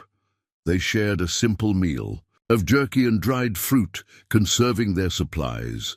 Border crossing into the Navajo Nation is about 4 hours ahead, Reed calculated. Less monitoring there, but we'll still need to be careful. Naomi nodded, her pen poised over her notepad when Hunter's ears suddenly perked up. Reed noticed immediately, her hand moving to her weapon. "What is it, boy?" The dog's posture shifted to alert, a low growl building in his throat. Reed was on, her feet in an instant, scanning their surroundings. "Get in the vehicle," she ordered quietly. "Be ready to move." Naomi complied, heart pounding as Reed conducted a perimeter check. Hunter's behavior suggested trouble, but the canyon appeared empty, silent except for the soft whisper of wind through rock formations. Reed returned moments later, expression grim. "Tracks. Recent. Not ours." Naomi's eyes widened in alarm. "Could be hikers," Reed acknowledged, though her tone suggested she believed otherwise. "But we're not waiting to find out." They departed the canyon with careful haste, Reed taking an even more circuitous route to avoid potential ambush points. As they navigated a particularly narrow passage between towering mesas, Hunter's alertness intensified. Reed checked the rearview mirror constantly, her tension palpable. Something's not right. They emerged onto a broader dirt track that wound through the desert landscape. Reed increased their speed, dust billowing behind them. "There," she said suddenly, pointing to a distant ridge. "Movement." Naomi squinted, making out what appeared to be vehicles moving parallel to their route. Not directly pursuing, but tracking, herding. Reed swore under her breath. "They're trying to funnel us." She made a hard turn off the track, taking them cross-country over rough terrain. The Suburban's suspension groaned in protest, but the vehicle proved as reliable as Teresa had promised. "Hold on," Reed warned, increasing speed as they approached. A dry riverbed. The Suburban sailed across, landing heavily on the opposite bank before climbing a rocky slope. Naomi gripped the dashboard, glancing back to see dust clouds now clearly visible behind them. No longer bothering with subtlety, their pursuers had given chase. Reed drove with calm intensity, her hands steady on the wheel as she navigated increasingly challenging terrain. Her eyes constantly scanned for escape routes, obstacles, advantages. "We need to split them up," she decided, steering toward a labyrinth of narrow canyons. "Give me your locket." Naomi hesitated, then removed the precious item, placing it in Reed's outstretched hand. The older woman tucked it securely in her pocket. "If we get separated, head for the trading post. Joseph Bigay, Teresa's contact. Hunter knows the command." To protect you, Naomi scribbled frantically. We stay together. That's the plan, Reed agreed, though something in her tone suggested she was preparing for alternatives. But plans change in the field. They plunged into the canyon system, the Suburban barely clearing the narrow passages in places. Reed navigated with remarkable skill, taking turns seemingly at random, but clearly following some internal map. Behind them, their pursuers' vehicles struggled with the terrain, falling back but not abandoning the chase. Almost clear, Reed muttered as they approached the canyon's exit. Once we hit open ground, we can— Her words cut off as they rounded the final bend. Blocking their path was a barricade of vehicles, black SUVs positioned to prevent passage. Men with rifles stood ready, and at their center a tall figure Naomi recognized instantly, Eli Patterson. Her father's enforcer. Reed slammed on the brakes, the Suburban skidding to a halt 50 yards from the blockade. Her expression revealed nothing as she assessed their options. The narrowing canyon behind them, pursuers closing in, the blockade. Ahead, sheer rock walls on either side. When I move, you run, she said quietly, checking her weapons. Northeast, 2 miles to the main road. Flag down help. Naomi shook her head violently, refusing this plan. Not negotiable. Reed's voice was firm but gentle. Sarah would never forgive me if I let anything happen to you. Or if I let anything happen to you, Naomi wrote desperately. A smile touched Reed's lips, sad but determined. She always did find the stubborn ones. Before Naomi could respond, Reed gunned the engine. The Suburban lurched forward, not toward the blockade, but toward a narrow gap between the canyon wall and the closest SUV. Men scattered, weapons raising. Now, Reed shouted as she slammed the Suburban into the side of the SUV, creating momentary chaos. She fired through her open window, forcing Patterson's men to take cover. Naomi hesitated only a second before obeying, Hunter at her side as they slipped through the confusion. Reed's distraction worked. All attention focused on the vehicle collision and gunfire exchange.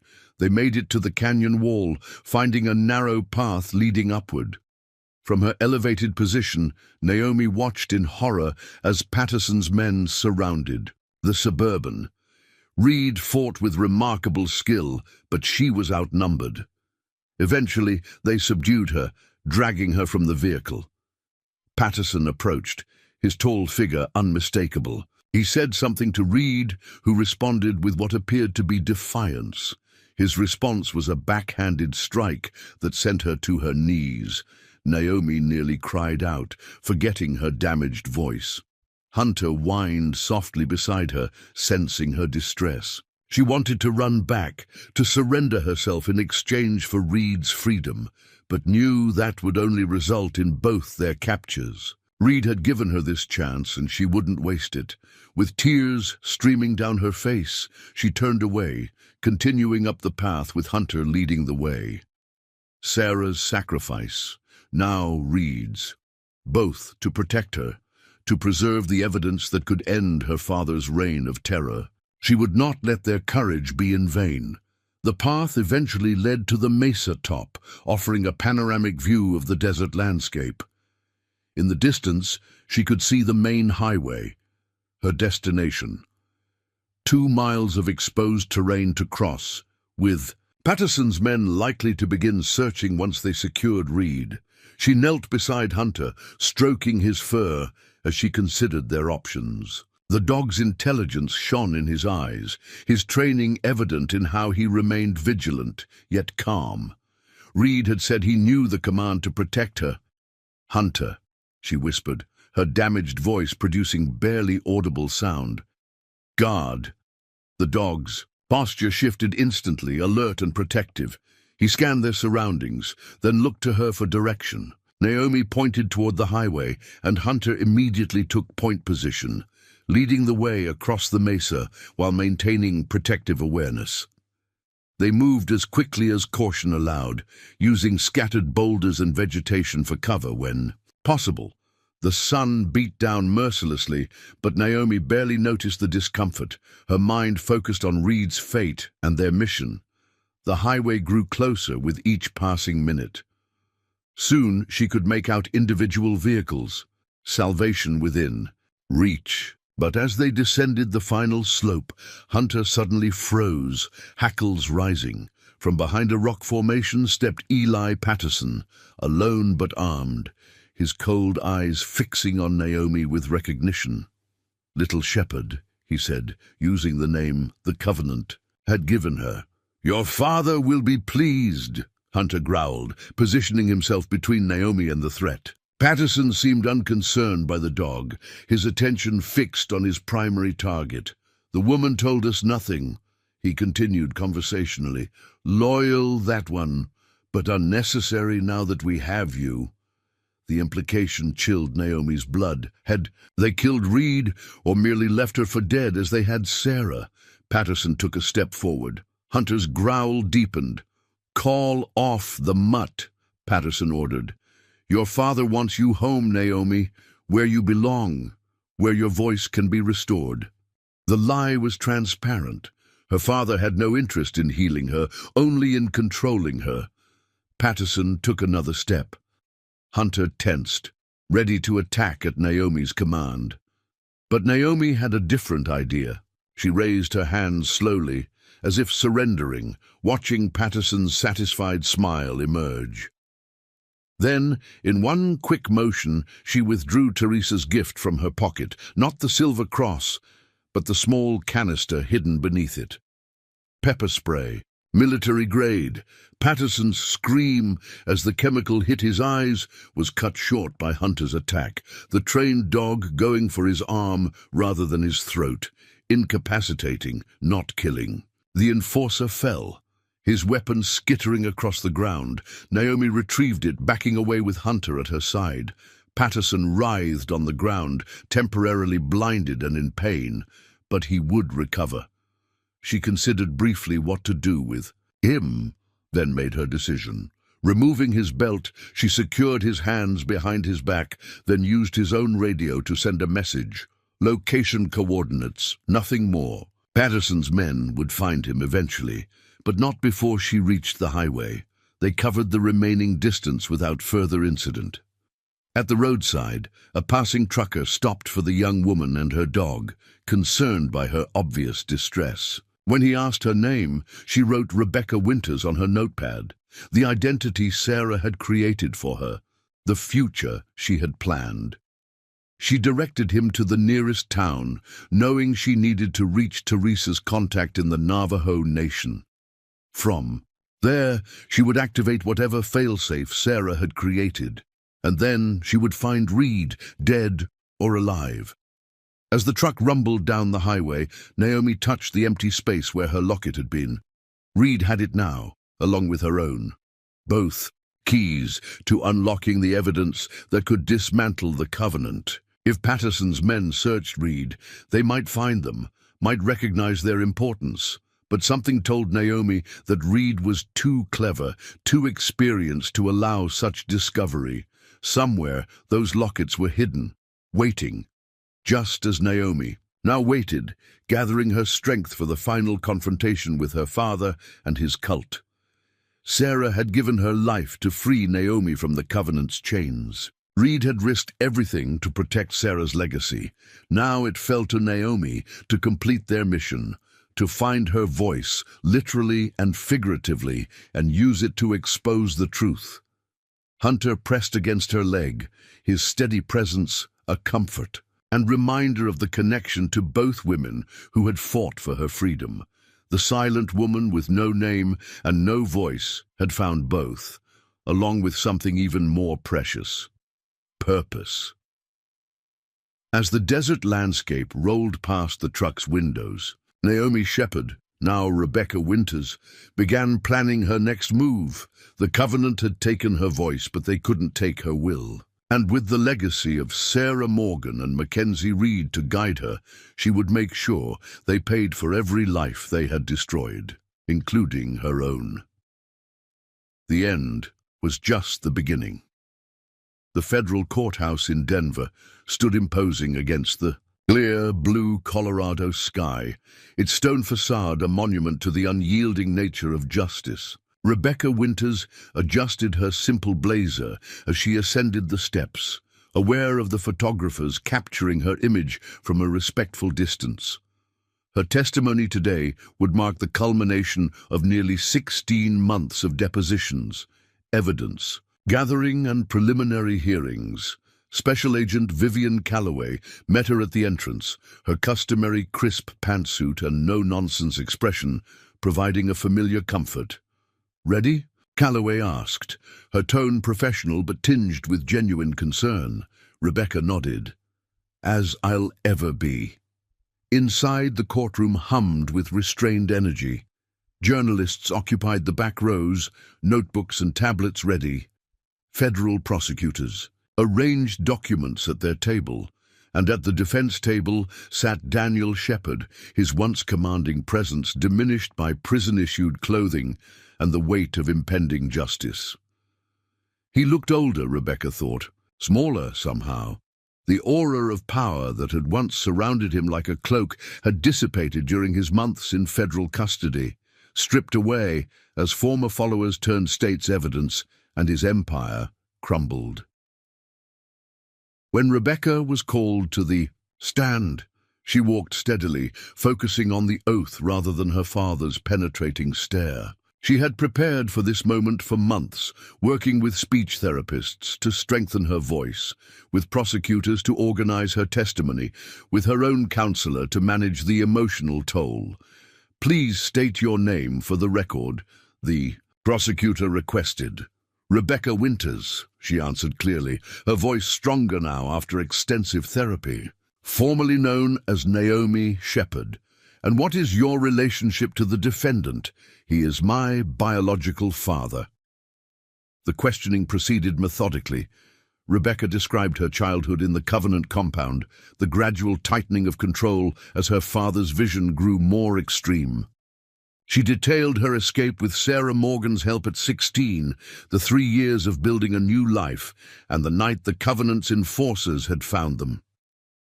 "They came while we were preparing dinner," she testified, her voice steady despite the painful memories. "Sarah told me to run, but there were too many of them. I saw her fall, saw the blood." She paused, collecting herself. "They took me back to the compound. My father said I needed purification, that Sarah had corrupted me with outside ideas. I was kept in isolation for 6 months. When I resisted their attempts at re-education, physical punishment followed." Rebecca touched her throat, a gesture that had become habitual. "My father personally ordered Eli Patterson to silence me when I continued to speak against Covenant practices. Patterson crushed my larynx, damaged my vocal cords. I was told it was a lesson in obedience." The courtroom remained silent as Rebecca detailed the archives she had accessed during her captivity.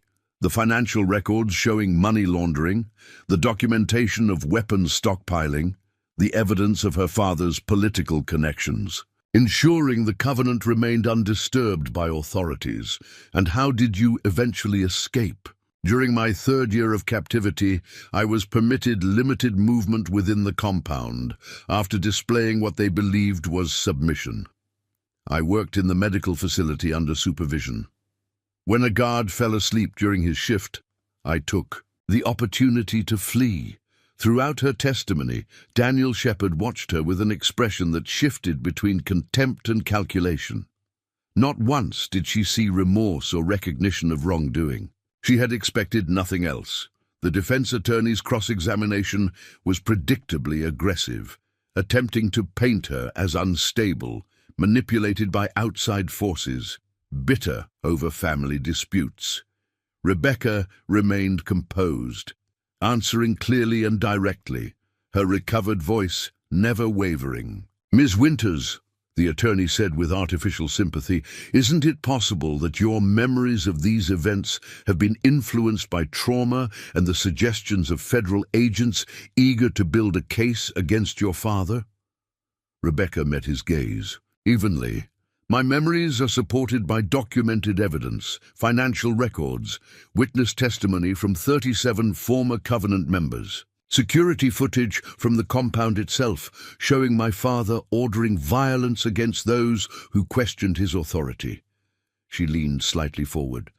And my voice, which my father ordered destroyed, has been restored specifically to speak these truths. When she was finally dismissed from the stand, Rebecca walked past the defense table without acknowledging her father. She had said what needed saying. The evidence would speak for itself now.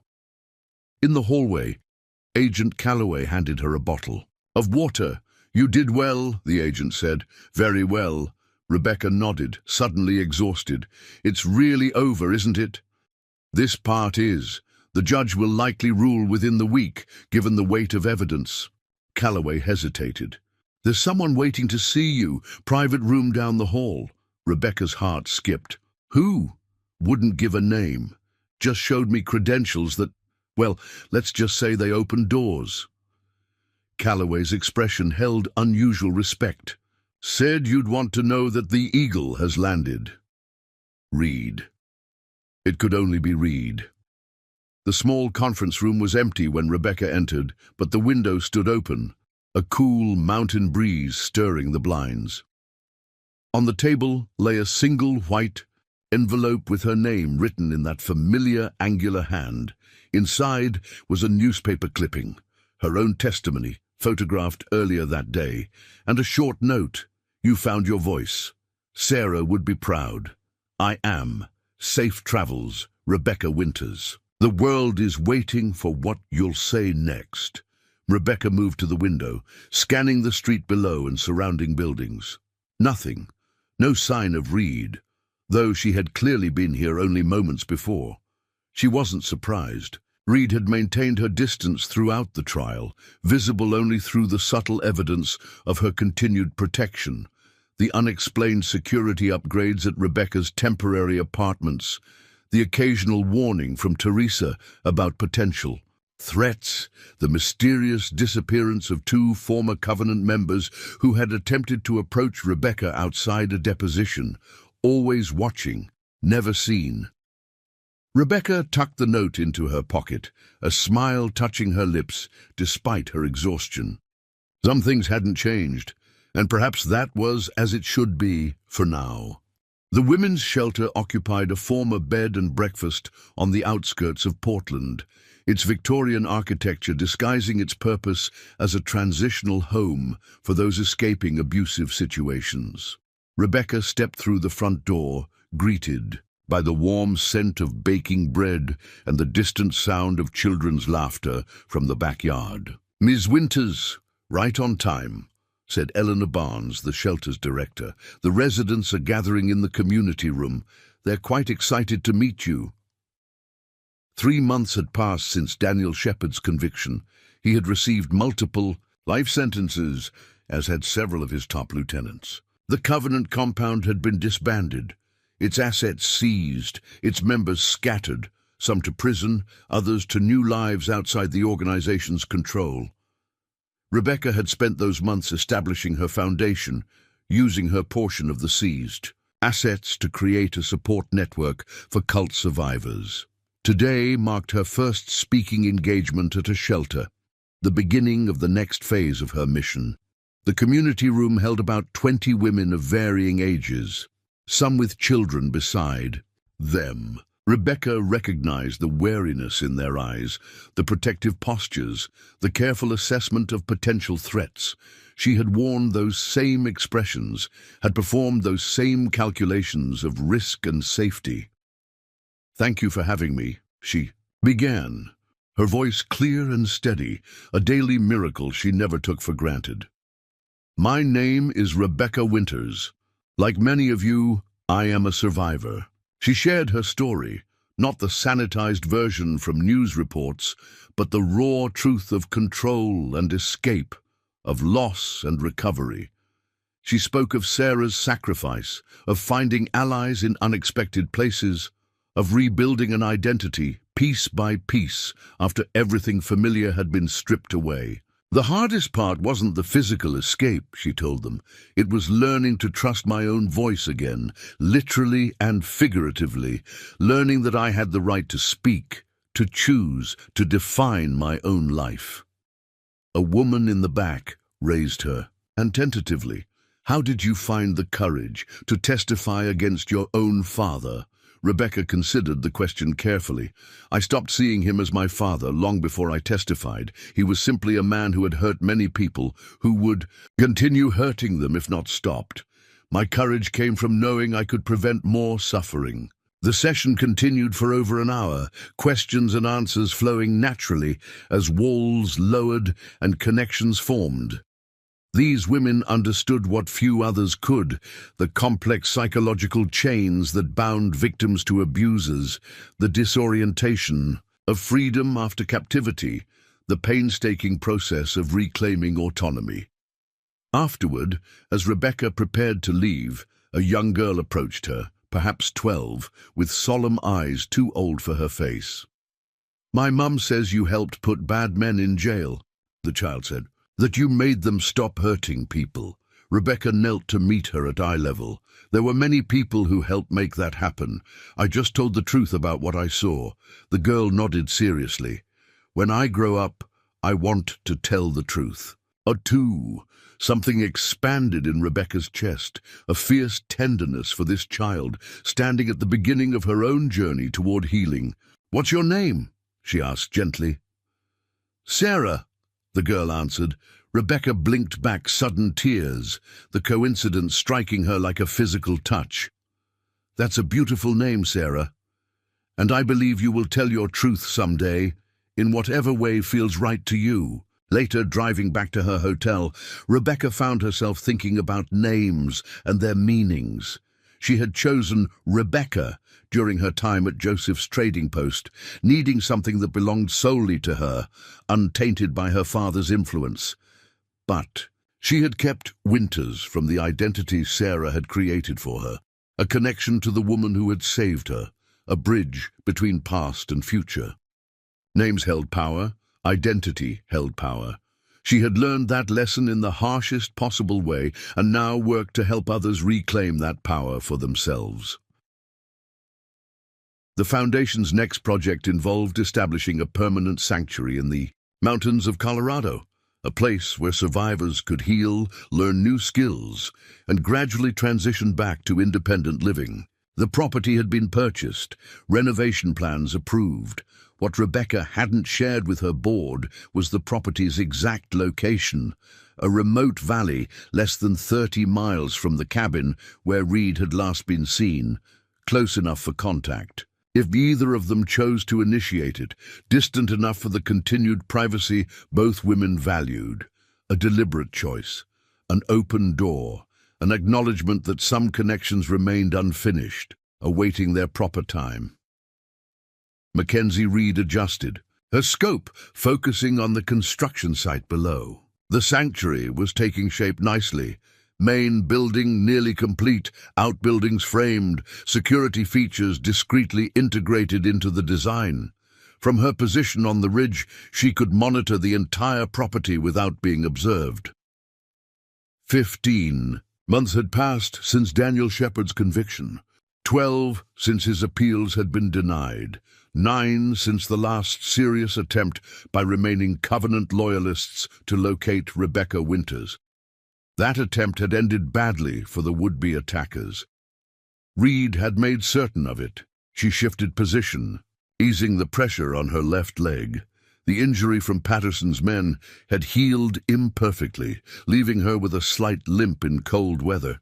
A small price to pay for survival she hadn't expected or planned for. Movement at the construction site caught her attention. A silver SUV approached, parking near the main building. Rebecca emerged, dressed practically in jeans and a light jacket, her auburn hair caught in a simple ponytail. She was accompanied by a woman Reed recognized as the Foundation's architect and 2 security personnel, former military, thoroughly vetted by Teresa before hiring. Reed watched as Rebecca toured the site, her confident stride and animated gestures visible even at this distance. So different from the silent, traumatized woman who had appeared on her porch that stormy night nearly 2 years ago. Transformation was too mild a word for what had occurred. The radio at Reed's hip crackled softly. Falcon to Eagle. Perimeter. Secure. No unusual activity. Roger that, she replied. Maintain positions. Eagle out. The security team didn't know Reed was here. Didn't know she personally supervised protection whenever Rebecca visited the sanctuary site. That knowledge remained restricted to Teresa and Joseph, the only remaining active members of Sarah's original network who knew Reed had survived Utah. Reed had wanted it that way. Clean break. New start for Rebecca, unburdened by obligation or complicated history. Yet here she was, watching from afar, unable to fully disconnect. Sarah would have understood. Sarah had always understood Reed's particular blend of distance and devotion. 2 hours later, as dusk approached, Reed packed her observation gear and began the hike back to her vehicle. The route took her past a small clearing where a memorial garden was planned, Rebecca's idea, a place to honor those who hadn't escaped the Covenant or similar organizations. Reed paused, noting the preliminary landscaping already in place. Curved pathways, stone benches, a central space where water would flow, healing by design. I thought I might find you up here. Reed froze, then slowly turned. Rebecca stood 10 yards away, utterly silent in her approach, a skill Reed herself had taught her during those fraught days of escape and survival. Your security team know you've wandered off? Reed asked, defaulting to gruffness to mask her surprise. Rebecca smiled slightly. I didn't wander, I drove. She gestured to a small ATV partially hidden among the trees. And yes, Jenkins knows exactly where I am and who I'm meeting. You shouldn't, Reed began, then stopped herself. Not her place to dictate Rebecca's choices anymore, not her role to protect without invitation. Shouldn't what? Rebecca prompted. Shouldn't I want to see the person who saved my life? Shouldn't be curious about why she's been watching my sanctuary from ridgelines for 9 months without once saying hello? Reed's eyebrows rose. You knew, Teresa told me, 6 months ago. Rebecca stepped closer, her movement deliberate but unthreatening. She thought I should know, thought we both deserved the chance to finish whatever this is between us. There's nothing to finish, Reed said automatically, the denial instinctive after so long alone. Rebecca tilted her head, studying Reed with those penetrating green eyes that had always seen too much. Sarah wouldn't agree. The name hung in the space between them, binding and dividing simultaneously. Reed sighed, suddenly tired of pretense. What do you want from me, Rebecca? Nothing you don't want to give. She gestured to the memorial garden. Sight. But I'd appreciate your input on this. You knew Sarah better than anyone. What she'd want remembered, celebrated. It was an olive branch, professional and personal simultaneously. A way forward that acknowledged their shared past without demanding immediate intimacy. Reed hesitated, then nodded once. I have some ideas. Good. We're breaking ground next month. Rebecca turned toward her ATV, then paused. There's a position, opening with the foundation, security consultant, specialized background required, combat experience, knowledge of cult extraction protocols, ability to train others. She didn't look back as she continued. The job includes a cabin on the property, private entrance, independent operations, minimal supervision. Reed remained motionless, processing the implication. Not quite an offer, not exactly a request. An open door, professionally framed to protect both their prides. Applications close in 2 weeks, Rebecca added, starting her vehicle. Teresa has the details if you're interested. She drove away without waiting for a response, leaving Reed, alone in the gathering darkness. The choice was clear, the consequences complex. Accept and step back into a world of connection, of purpose beyond vigilance. Decline and maintain the isolation that had protected her since Sarah's death. Reed gazed down at the sanctuary site, lights now glowing in the construction trailers as dusk settled across the mountains. Freedom had many forms, she reflected. So did obligation. So did healing. 2 weeks to decide which path to choose. As she resumed her hike back to her vehicle, Reed found herself thinking of Sarah, not with the usual sharp pain of loss, but with a quieter recognition of what she would have wanted for both of them. Continuation, not conclusion. Growth, not stagnation. Perhaps it was time to stop watching from ridgelines. Perhaps it was time to build something alongside what Rebecca had already begun. The thought was terrifying, and for the first time in years, exhilarating. The bus pulled into Redwood Junction under a sky heavy with approaching rain, an echo of that night, 2 years earlier, when a nameless woman had arrived with nothing but a backpack and a desperate hope. Rebecca watched from her car as passengers disembarked, hurrying toward waiting vehicles or the small covered area that passed for a terminal. "You sure about this?" asked the man in the passenger seat, his silver badge catching the dim light. Sheriff Michael Collins had replaced the corrupt official who had aided the Covenant, elected on a platform of transparency and community service. He'd been skeptical when Rebecca first approached him with her proposal, but had eventually come to support her vision. "I'm sure," she confirmed. "This town was the beginning of my journey. It should be part of the healing." The town council had initially balked at her foundation establishing a satellite office in Redwood Junction. Too much negative publicity had followed the Covenant's downfall. Too many uncomfortable questions about how such an organization had operated unchecked for so long in their vicinity. But Rebecca had persisted, offering jobs, resources, and the promise of renewal. A small office providing support services for domestic violence survivors. A training program for local law enforcement on identifying and responding to cult activity. Scholarships for local students pursuing careers in social work or counseling. Redwood Junction was slowly transforming, not erasing its past, but learning from it, building something better. "We should head over," Sheriff Collins said, checking his watch. "Council's waiting." The meeting was being held in the renovated community center, once a dilapidated building now transformed with fresh paint and new purpose. Rebecca took her place at the presentation table, notes arranged neatly before her, foundation staff positioned supportively nearby.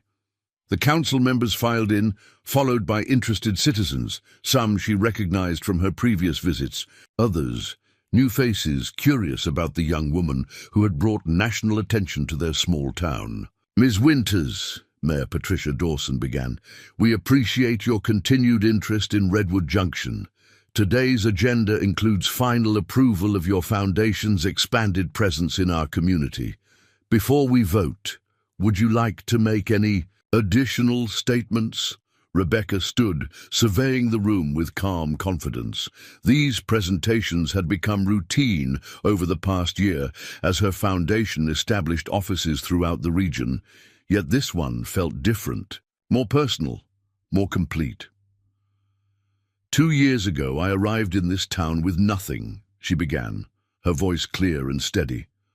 I was running from captivity, from abuse, from a system designed to control rather than nurture. I had no voice, literally and figuratively, no identity beyond what had been forced upon me. She paused, allowing the weight of those words to settle. What I found here was both the worst and the best of humanity.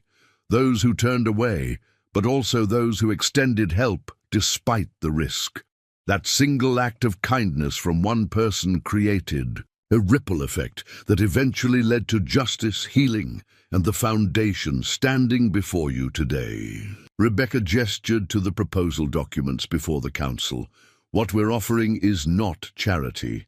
its partnership, a chance for Redwood Junction to become known not for the darkness that once operated nearby, but for the light you choose to create now, a beacon for other communities dealing with similar challenges. The council's questions were thoughtful, practical. How many jobs would be created?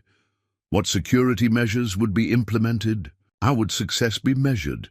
Rebecca and her team answered each in turn, the conversation flowing easily between technical details and broader vision. When the final vote came, unanimous approval, Rebecca accepted the mayor's handshake with genuine gratitude. This moment represented more than administrative victory. It symbolized reclamation, transformation, the closing of one circle and the beginning of another. After the meeting, as Rebecca prepared to leave, an elderly man approached her, the bus station attendant who had given her directions that stormy night, though he showed no sign of recognizing her. "Just wanted to say thank you," he said, his hands fidgeting with his cap. "My granddaughter, she got involved with some bad people a while back. Your foundation's counselors helped her get straight, get her kids back." Rebecca smiled. "I'm glad we could help. You know," he continued, "reminds me of another young woman couple years back. Came through the station late one night, looked half dead with fear. Gave her directions up to Blackthorn Road. Always wondered what happened to her." Rebecca met his gaze steadily. "I imagine she found what she was looking for. Safety, purpose, a chance to become someone new." He nodded, seemingly satisfied with this answer.